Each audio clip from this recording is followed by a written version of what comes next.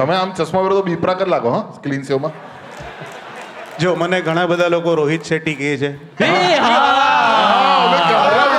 મેં ક્યારનું વિચાર્યું કે ગાડી ઉડતી દેખાય પણ માણસ નહીં દેખાતો. અરે ભાઈ એક બે જણા ફોટા પડાઈ ગયા ઓટોગ્રાફ લઈ ગયા છો લોકો. હે હા પછી એને જતી પહેલા જ ખબર પડી ગઈ કે ના ના આ તો મિસ કોલ હતો એમ. પછી રોહિત શેટ્ટી બીપરાક અને હજુ કોઈ એની અધર રઘુ રાઘવ. રઘુ આ પહેલી વખત પણ બરાબર. આ પહેલી વખત. રઘુના પ્રમાણમાં એમની ભાષા થોડી સાત્વિક છે.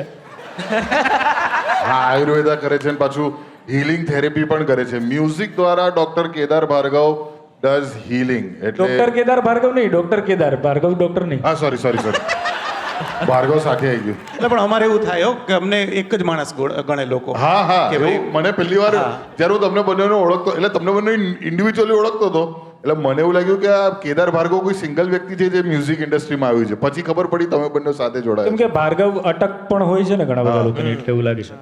પણ ભાર્ગવ પુરોહિત છે અને ડોક્ટર કેદાર ઉપાધ્યાય છે. હા તો doctor Kedar Upadhyay music healing therapy કરે છે મ્યુઝિક દ્વારા. એ શું કઈ રીતે? અરે એ પેલું સ્પોટીફાઈ પર નહીં આવતું ધીમીધારની મૂતર જેવું એ ખિલખિલાટ હસાવે પેટ દુખાડે લવારી ટેન્શન ભૂલાવે મોજ કરાવે લવારી